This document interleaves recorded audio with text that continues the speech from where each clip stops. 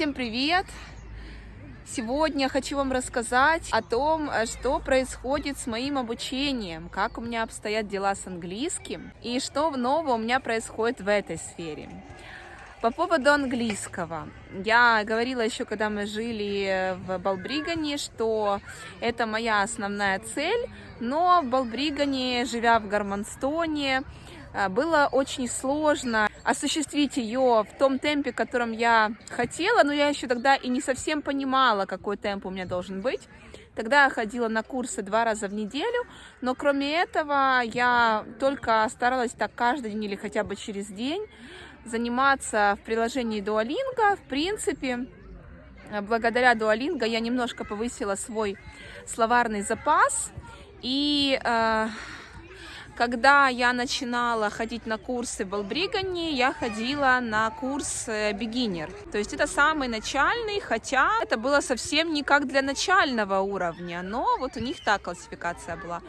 И потом, когда мы переехали сюда, 2 месяца у меня был перерыв.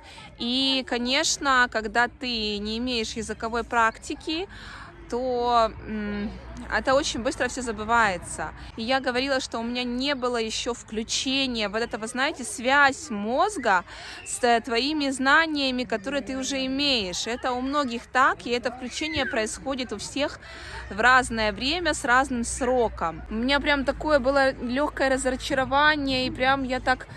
Ну вот идешь куда-то там в магазин, да, я в принципе не стеснялась, я всегда разговаривала как могла с переводчиком и в школе, и где-то там в магазине, я практиковалась, но порой я выхожу, допустим, с магазина и понимаю, боже, что же я сказала, то есть, когда ты хочешь сказать быстро, а ты понимаешь, что тебя ждут, где-то это так на автомате происходило, что я забывала все грамматические правила. Так как словарный запас еще небольшой, я не могла построить так, как мне нужно было предложение, забывала какие, как на украинский, дієслова, так, и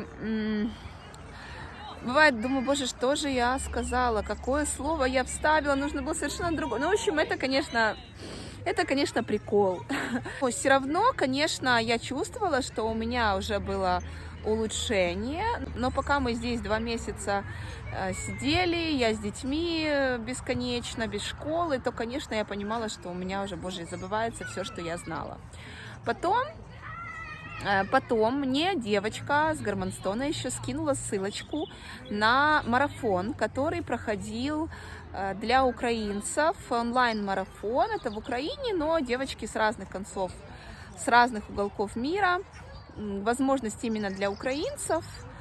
Вот, учиться в такой школе. На тот момент я хотела просто попрактиковаться. Марафон был чем уникальный, что если ты выполняешь все задания, как положено, каждый день отправляешь, то у тебя есть возможность заработать $150 стипендии на обучение в этой школе.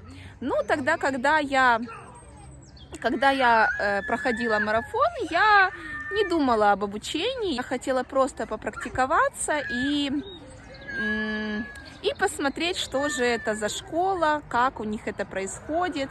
И мне понравилось. Пройдя неделю марафон, я заработала эту стипендию, и мне предложили учиться дальше в школе. И достаточно приличная стипендия, то есть где-то курс, где-то $300, и половина этого курса окупался. Я поняла, что в любом случае мне нужен какой-то репетитор, но репетитора я не знала, какого нанимать. Хороший репетитор от 350 гривен. И какого уровня он будет, подойдет ли мне. Ну, в общем, я сомневалась, и как-то с репетитором не сложилось. И я решила, что мне в любом случае нужно обучаться, потому что самостоятельно я не смогу.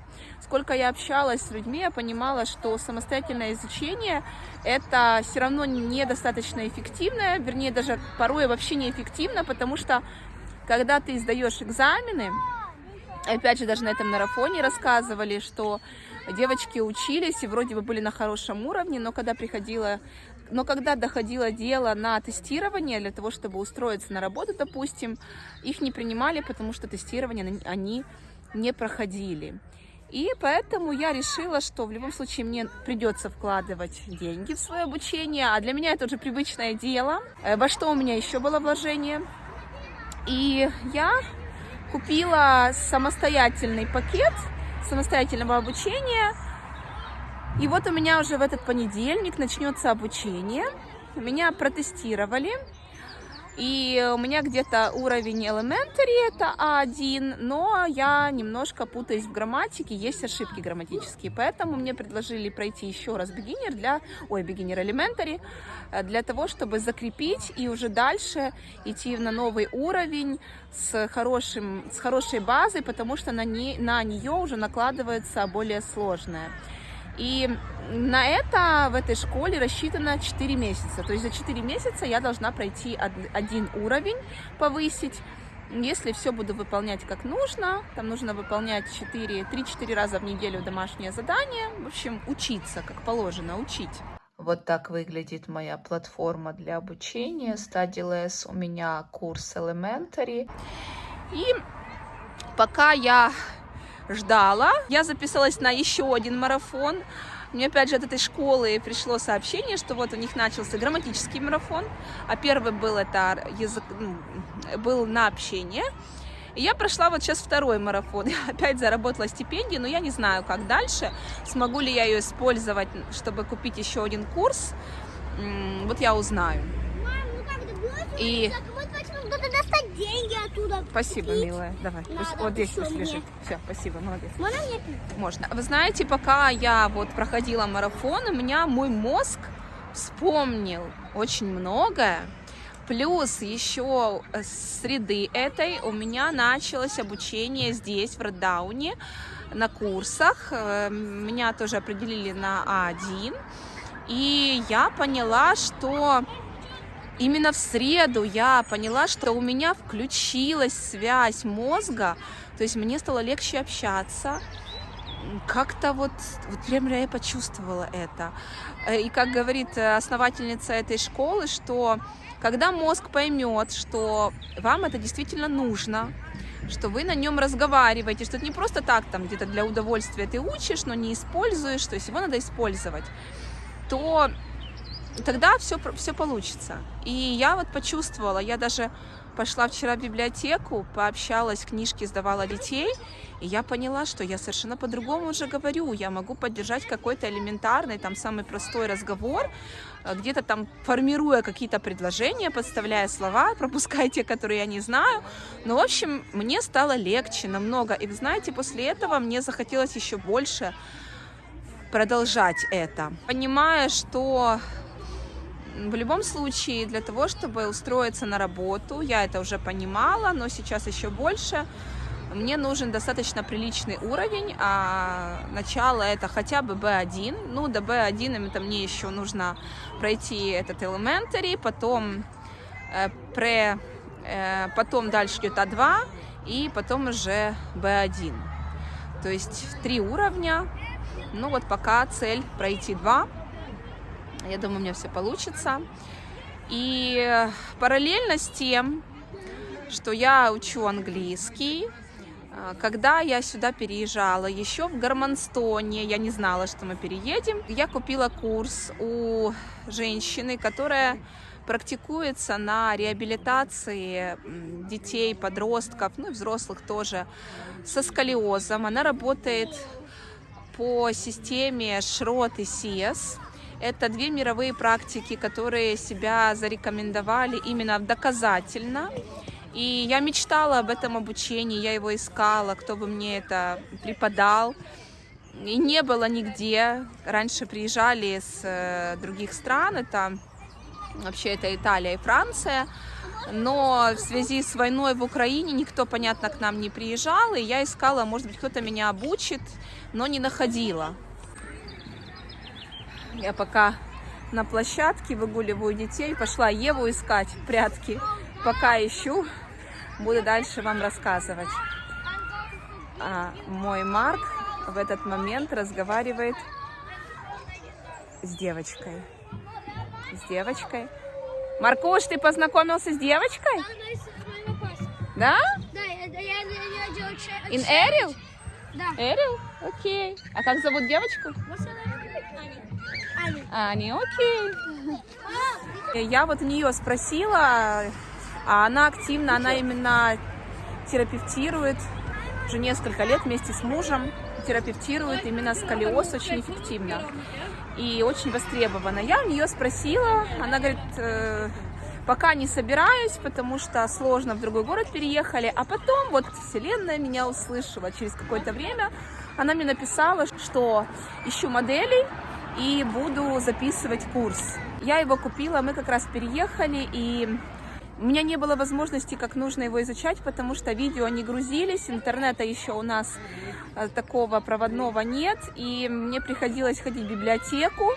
Я записывала с телефона на телефон, начала по чуть-чуть изучать. Вот у меня это процесс сейчас. Тема очень сложная, очень интересная, очень объемная, и на это требуется очень много времени и усилий. И все это я теперь могу потихоньку осваивать, потому что, наконец-то, я уже говорила в прошлом видео, что мои дети уже ходят на продленку. У меня есть время до 6. И вот расписана сейчас неделя. Я знаю, что многие, кто здесь из девчонок, кто-то спит, кто-то что-то там делает. Но, конечно, есть кто уже на работу ходят и ходили. У меня, конечно, сейчас все расписано. Плюс у меня еще есть мальчик, появился с Украины. У него проблемы с ножками. Там блок идет в голеностопном суставе. Он ходит на носочках. И взяла его на онлайн упражнения. Занимаюсь с ним. В определенные дни у меня английский здесь, а я тебя нашла. Плюс сейчас каждый день обучение насыщенное, плюс работа по сколиозу. Ну и, конечно же... Давай, тихонечко. И плюс, тебя видно. И плюс, конечно же, нужно... Вон моя Ева скатывается. Конечно же, нужно поубирать, приготовить. В общем, я порой просто там уже к 6 вечером я понимаю, что, боже, я не успеваю, потому что за продуктами еще нужно сходить, притащить этот чемоданчик полный продуктов. Ну, не каждый день, но через день точно. В общем, вот такая у меня сейчас насыщенная жизнь, потому что хочу еще, конечно, узнать по поводу работы.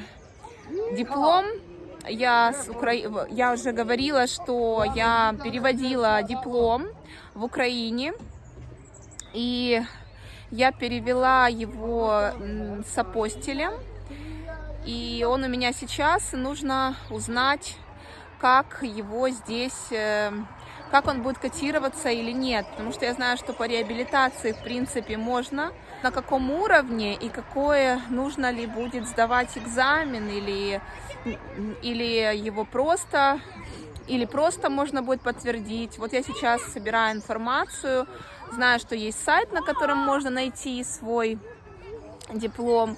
Вот еще нужно этим заняться и понимать по поводу работы что-то. Но я понимаю, что сейчас я не смогу работать, потому что, ну вот просто я не успею это все. И однозначно мне нужен будет, я так думаю, что как минимум B1. Один знакомый мужчина, который здесь проходил курс годичный, ну что-то такое, как реабилитация, но это такое, что-то начальное, то ему сказали, чтобы работать массажистом, нужен уровень S1. Но это вообще высший пилотаж. Его, конечно, это надо учить хотя бы 2 года, если идти по этому курсу, я так себе думаю, может быть, даже больше. Ну, пока я узнаю здесь, наверное, это будет не сейчас. Посмотрю. Если подвернется возможность узнать маленькое село.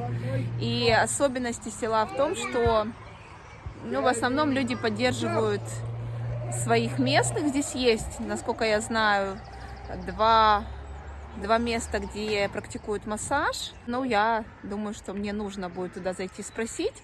Но мне нужна какая-то уверенность вначале, как-то хоть более-менее поддержать разговор на эту тему. Пока я еще этой уверенности не чувствую. Вот над этим работаю. На этом у меня все. Если у вас есть какие-то вопросы, пишите в комментариях. Буду очень рада. Ставьте лайки, если вам полезно и нравится. Не забудьте подписаться, если еще не подписаны. И до встречи в следующих видео. Пока-пока.